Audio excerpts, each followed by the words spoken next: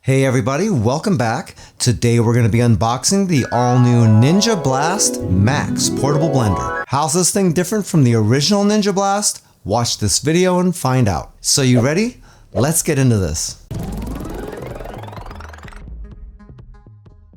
Okay, here's the box. Looks a lot like the older version of it, but there's a few different things you're going to notice right away. First off, this has the Auto IQ technology built into it, so that's an improvement over the old one. But now they're also saying that you're going to get the performance of a corded blender, now cord-free. The big knock against portable blenders has always been that since these are running off of a battery, you just can't get the pure horsepower and ice crushing power that you get out of a corded blender. And that's a point that I've made in previous videos for portable type blenders. In fact, I got a lot of hate over that because I was talking about stack order and these little guys were having all kinds of trouble blending stuff. I think people didn't quite understand that I was trying to illustrate how these just can't match the power of those corded blenders. But now since they want to advertise it that way, maybe all bets are off, who knows. One thing I've also noticed is that they now have a twist and go vessel, meaning you can unhitch the vessel from the base and you can still use it. On the previous model, you couldn't really take this off because this was just sort of an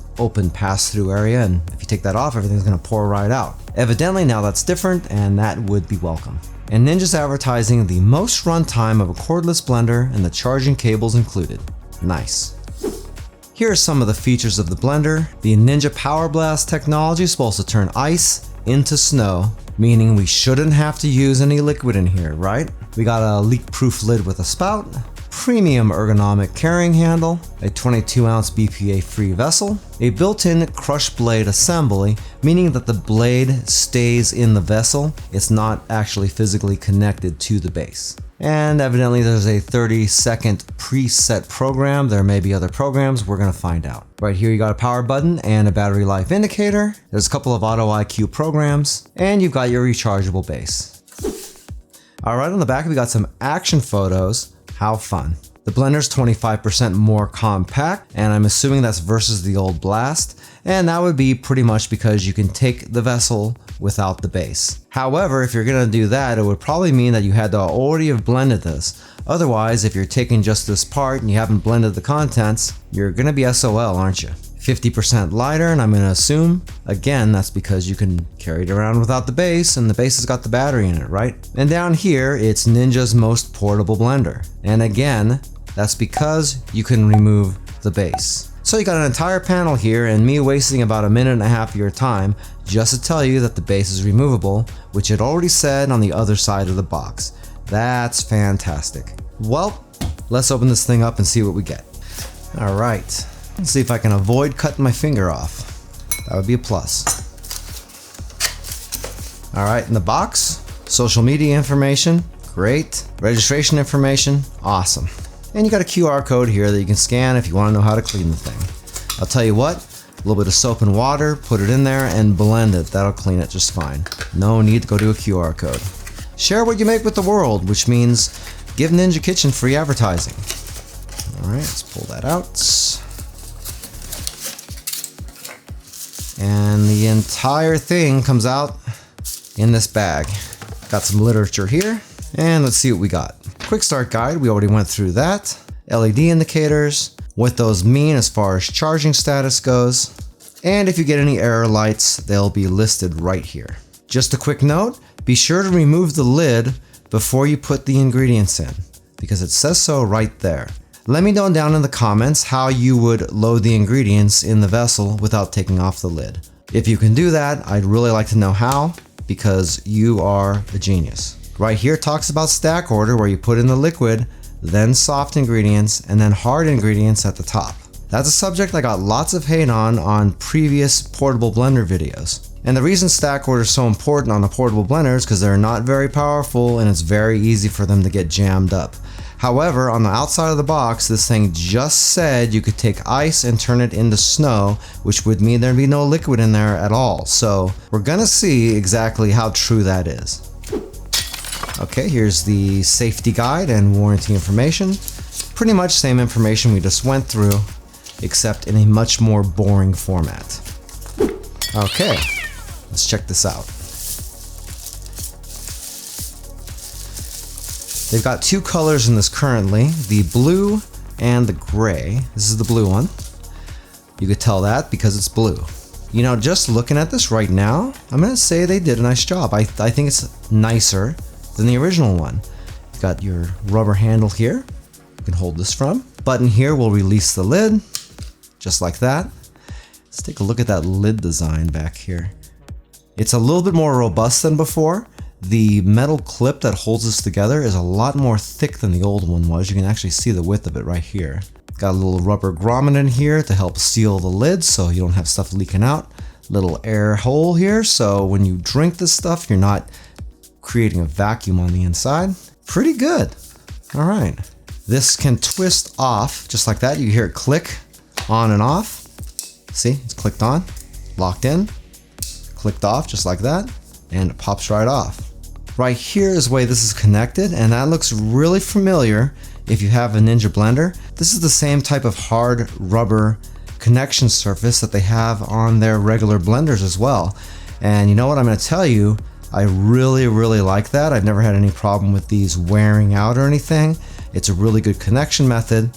These don't end up getting stripped or anything as far as I've seen. So far we're looking good. That's a big improvement.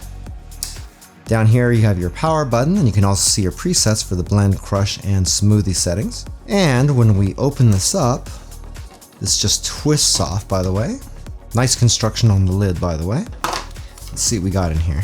Right here we have probably the charger. And thank effing God, they give you a charger. This plugs in, and you got an actual piece of hardware that plugs into your wall. It's not just some stupid ass USB plug. I'll tell you what, I've gotten really sick of companies just including a little USB plug-in charger, and if you don't got anything that'll accept USB directly, you have to go out and buy one. I always thought that that was cheap of them to do, and the fact that they're finally starting to go back to giving you a real charging cable tells me that maybe Ninja is listening to what the consumers are saying. So you know what? That doesn't seem like it's a big deal, but to me, it's an extremely big deal, and it means that somebody over there is listening. So if you're from Ninja, thank you very much, and I'll move on to something else and not waste any more time on that. Okay, what we got here, little quick start guide again, except this time it's in color. So you got it like that. Down here you got another piece of cardboard, and that's just sitting in here to protect you against your blades, which are right down there. You can see I'm spinning them around. Looks like stainless steel, and you know what? Those look pretty freaking sharp.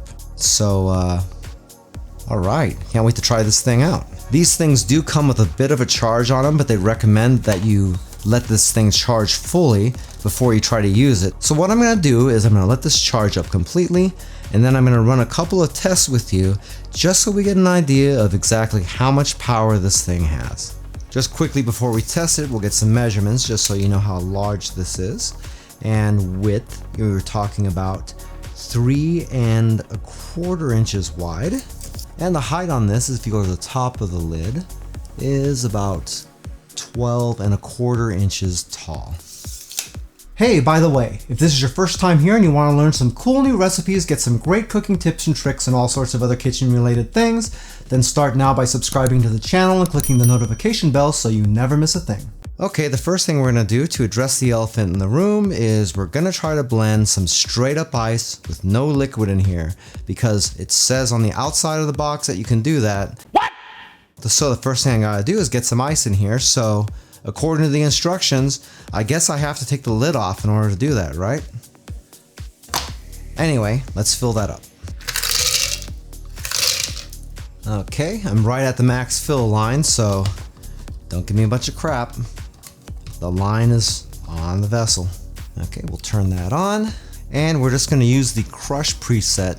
That's probably gonna make this thing stop and go on its own, which is kind of a welcome thing. It might not though, we'll see. Anyway, let's check this out. Whoa.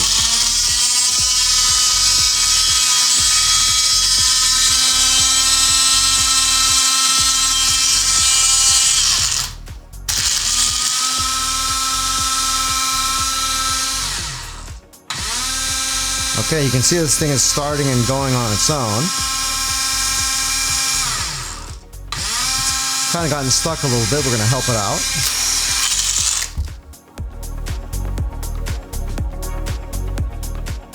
All right, it looks like it has finished doing that.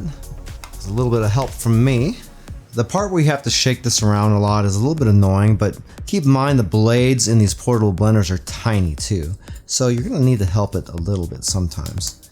You can see I still got some little pieces of ice in here like that. But for the most part, it kind of really has turned that into snow, hasn't it? I mean, you've got that little piece in there. If I dig around in here, it kind of feels like, let's get that out of there. It sort of feels like that's the only one. And yeah, you know what? It is. Now that I've made a mess. So you know what? That's not bad. What do you say we try to make a smoothie? Okay, we're gonna make a typical smoothie that you might find at a gym. So I know it said that you're gonna have to put the liquid in first, but bear with me. We're not gonna do that because if you're dealing with whey protein, and any of you that use whey protein know, you don't put that on the top. You want your whey protein down at the bottom next to the blades because you need it to be in a place where it's most powerful so none of it sticks to the sides. That's not really a portable blender thing, that's an every blender thing. So I'm not hating on Ninja, I'm just doing what I know you gotta do because bigger blenders can't do that either. Okay. Now that I got that in there, I'm gonna put a little bit of liquid in here and we're gonna fill it to that minimum line just to give it as easy a chance as we can. And I even gave it a little bit extra. So don't murder me in the comments, okay? And now we're gonna add in our strawberries and banana mixture.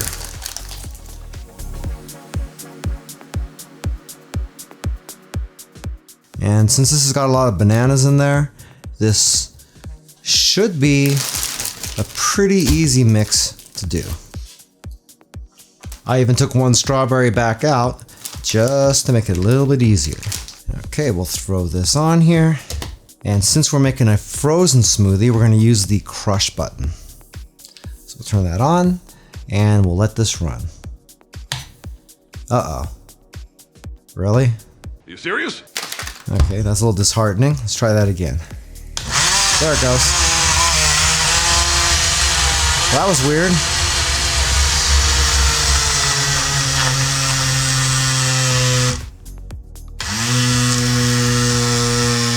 Okay, we'll give it a little bit of help.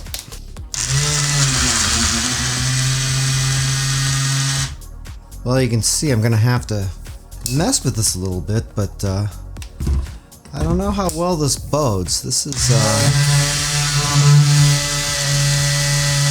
getting stuck quite easily here. So what we'll do is we're gonna add in a little bit more liquid even though we were at the minimum, and we're gonna see how that goes. Just a little bit more. Gotta mix that in a little bit. And this really isn't all that thick. I mean, it's kind of surprising actually. And see how this works now. Whoa! Well, it's got tons of torque. It's trying to spin the machine around, so it's not lack of power.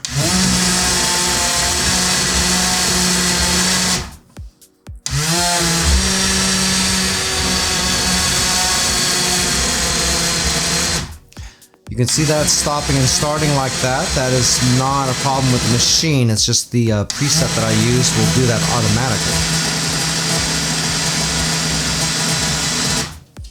Alright, that's done. So let's take a look at how that's come out. That's nice. It's really nice and smooth. I had to mess with it a little bit to get it going, but it did get going. And once it did, it was really good. So see if I can mess with this thing and make that a little bit less of a pain in the ass, huh? The Ninja Blast Max really does seem like a big improvement over their original design. Over the next couple of weeks, I'm going to be putting it through the ringer to see exactly how far those changes go. Once I've done that, I'll be back with a full product review.